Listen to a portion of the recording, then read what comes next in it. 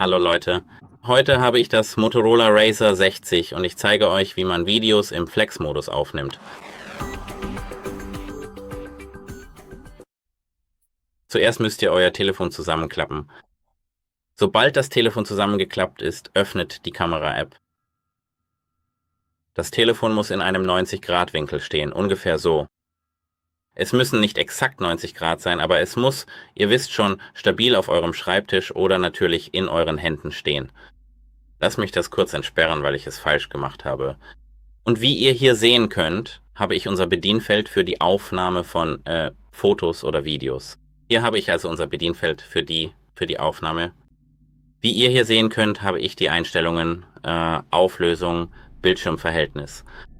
Hier habe ich Stabilität, Taschenlampe und externes Display, Cartoon, verzeiht mir, Vorschau, nicht Cartoon. Oh Gott, Entschuldigung. Und hier können wir tatsächlich all diese Dinge steuern. Und hier habe ich eine Vorschau unserer Aufnahme, also können wir einfach hier auf Aufnahme tippen. Und hier habe ich unsere Vorschau. Das war's. Auf Wiedersehen.